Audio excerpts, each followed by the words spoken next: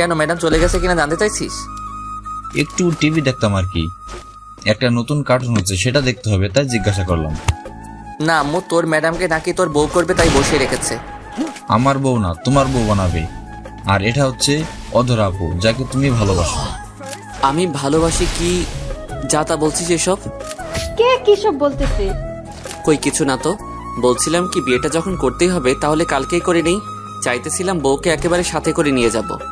কিছুক্ষণ আগেই না বললি বিয়ে করবি না, এখন বলছিস বিয়ে করবি, বউকে সাথে নিয়ে যাবি? কিছুই তো বুঝতে পারছি না। আসলে মা, ভাইয়া পুরোটা বলার আগেই আমার মুখ চেপে ধরল। বড়দের মাঝখানে কথা বলতে নেই, মোটেও সেটা কি জানিস না? তুই ওকে আটকালি কেন? আগে কি বলছিলি বলতো? আমি ওকে চোখের ইশারায় না বলতে বলে মুখ ছেড়ে দিলাম। কিছু না মা, আসলে ভাইয়া চাইছিল চলে যাবে, আর তুমিও তো বললে ভাইয়াকে যেভাবে হোক বিয়ে করাবে, তাই। সত্যি তো? মিথ্যা কেন বলবো তোমার সাথে? তাহলে কি কালকেই বিয়ের ব্যবস্থা করবে নাকি? জি না, এখন আর আপনাকে বিয়ে আপনি যাওয়ার আগে করানো যাবে না। আগে আমাকে জানতে হবে কি জন্য এই সময়ের মধ্যে আপনি রাজি হয়ে গেছেন। ধুর, ভাল লাগে না, আমি কালকেই চলে যাব বলে সিয়ামকে কল দিলাম। হেই সিয়াম, listen, I will be back on first flight tomorrow. So you confirm the ticket and let me know. Okay, I will let you know by cutting the trees. Okay bye বলে call কেটে দিলাম। পরে রুমে গিয়ে packing করে নিলাম। তারপর সন্ধ্যার নাস্তা করে রুমে চলে এলাম।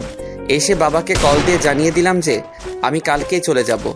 বাবা জানতে চেয়েছিল কি হয়েছে, আমি কিছুই বলিনি। তারপর হালকা একটা ঘুম দিলাম। মায়ের ডাকে ঘুম ভাঙলো। ঘুম থেকে উঠে ফ্রেশ হয়ে রাতের খাবার খেয়ে নিলাম। খাবার খেয়ে নিয়ে রুমে এসে বসেছিলাম। এমন সময় সিয়াম কল করে জানালো যে কাল সকাল 10টায় ফ্লাইট। আমি বললাম আচ্ছা ঠিক আছে। তারপর মা এসে বলল, এই শুন, বলো কি বলবা? আর একটা কথা, কালকে সকালে আমি চলে যাব, 6টায় বাসা থেকে বের হব। সত্যি তুই চলে যাবি? তা গেলে যাবি, তাতে কার কি আসে যায়? যা বলতে এসেছিলাম, আকিবের ম্যাডামকে বাসায় দিয়ে আয়। অনেক রাত হয়ে গেছে, তার উপর একটা মেয়ে এসে রাস্তায় যদি কিছু হয়ে যায়, তাই তুই তাকে বাসা পর্যন্ত দিয়ে আয়। আমি যেতে পারবো না, ড্রাইভারকে বলো দিয়ে আসতে। ড্রাইভার তো চলে গেছে। চলে গেছে মানে? এখন কয়টা বাজে? ড্রাইভার চলে গেছে? এখন রাত 11টা বাজে। আর কোনো কথা না বলে ওকে দিয়ে আয়, না হলে এই ঘরে তোর কোনো জায়গা হবে না। কি আর করার, এক প্রকার বাধ্য হয়েই অধরাকে নিয়ে গেলাম। রাস্তায় যাওয়ার সময় একটা কথাও বলেনি। তারপর ওকে ড্রপ করে বাসায় চলে এলাম।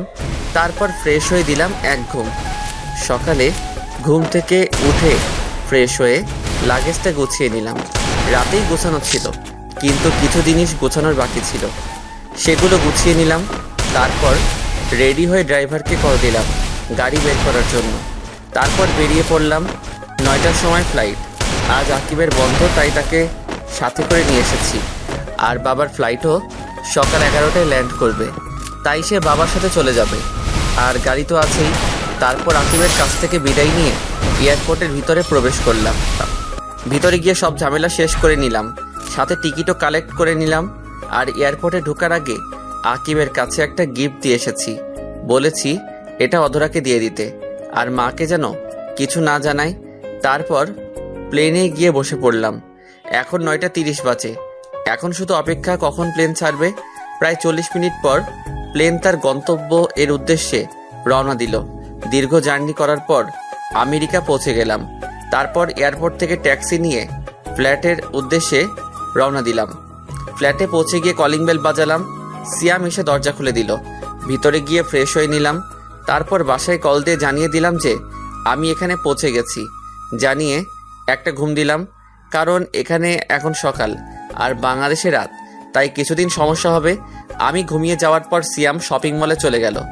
শপিং থেকে খাবারের সব জিনিস নিয়ে এলো। আসলে এখানে সিয়াম তার বউয়ের সাথেই থাকে।